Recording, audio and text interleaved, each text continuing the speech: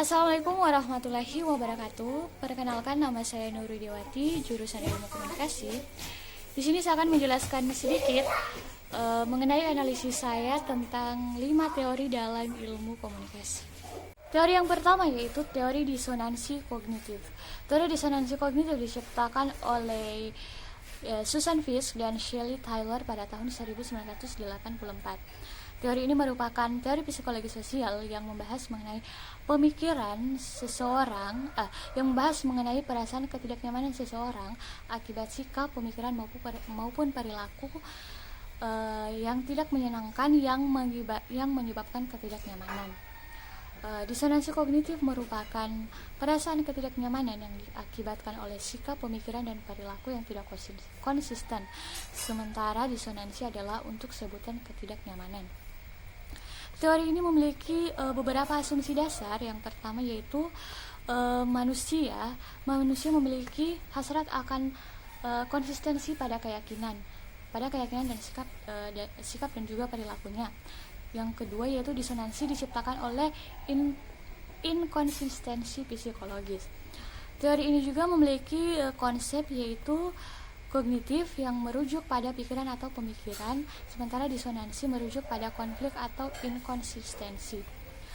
Gambaran penggunaan teori ini dalam sebuah kasus yaitu contohnya pada tahun 2015 lalu pada pilkada di Surabaya, mereka melakukan golput sehingga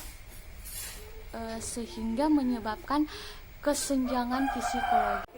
Yang kedua adalah teori dramaturgi. Teori dramaturgi diciptakan oleh Evelyn Goffman pada tahun 1959. Teori ini merupakan pendalaman dari konsep interaksi sosial yang menandai ide-ide individu yang kemudian memicu perubahan masyarakat menuju era kontemporer.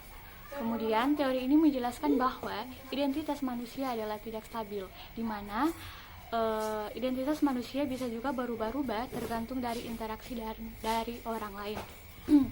Dramaturgi adalah teori yang mengemukakan bahwa teater dan drama mempunyai makna yang sama dengan interaksi sosial dalam kehidupan manusia. Teori dramaturgi memiliki beberapa asumsi. Itu yang pertama, dalam suatu situasi sosial, seluruh kegiatan dari partisipan tertentu disebut sebagai suatu penampilan. Dan yang kedua yaitu para aktor adalah mereka yang melakukan tindakan atau penampilan rutin yang membatasi sebagai pola tindakan yang telah dilakukan sebelumnya. Teori dramaturgi juga memiliki konsep, yaitu yang pertama konsep khalayak dan hubungan antar individu dengan khalayak dalam suatu waktu dan tempat tertentu. Yang kedua yaitu konsep kerangka fenomenologi, yaitu konsep kerangka atau konteks, di mana perilaku yang dimengerti merupakan istilah yang dipinjam dari Bateson dan teori interaksional. Ketiga yaitu teori pengurangan ketidakpastian. Teori ini diciptakan oleh Charles Burger dan Richard Calabers pada tahun 1975. Teori pengurangan ketidakpastian merupakan salah satu teori komunikasi yang membahas mengenai strategi untuk mengurangi ketidakpastian kognitif dan perilaku dengan pencarian informasi melalui komunikasi dengan orang lain. Teori pengurangan ketidakpastian adalah perspektif sosial psikologis yang menitiberatkan pada proses dasar bagaimana kita menambah pengetahuan tentang orang lain. Teori ini memiliki beberapa asumsi. Yang pertama yaitu orang mengalami ketidakpastian dalam konteks interpersonal. Yang kedua yaitu ketidakpastian adalah sebuah keadaan yang tidak menyenangkan sehingga menghasilkan tekanan kognitif. Yang ketiga itu ketika dua orang yang tidak saling mengenal bertemu, maka perhatian utama mereka adalah untuk mengurangi ketidakpastian mereka dengan menambah kemampuan untuk memproduksi. Konsep teori ini yaitu studi komunikasi interpersonal kini cenderung menitiberatkan pada komunikasi didik, interaksi tatap muka atau fungsi-fungsi dalam membangun hubungan interpersonal. Penggunaan teori ini dalam gambaran sebuah kasus yaitu ketika misalnya ketika tim HRD dalam sebuah perusahaan melakukan wawancara yang digunakan untuk mencari tahu informasi orang yang ingin diwawancarai tersebut. Kemarin penggunaan teori ini dalam sebuah kasus yaitu salah satunya penggunaan media sosial, di mana para pengguna terlihat berbagai macam bentuk kehidupan atau penampilan yang ditampilkan di media sosial yang kadang berbeda dengan kehidupan yang sebenarnya. Teori ini juga memiliki beberapa asumsi. Yang pertama yaitu pers dan media. Pers dan media tidak mencerminkan realitas yang sebenarnya, melainkan mereka membentuk atau mengkonstruk realitas tersebut. Yang kedua yaitu media menyediakan beberapa isu dan memberikan penekanan lebih kepada isu tersebut, yang selanjutnya memberikan kesempatan kepada publik untuk menentukan isu mana yang lebih penting dibandingkan dengan isu lainnya.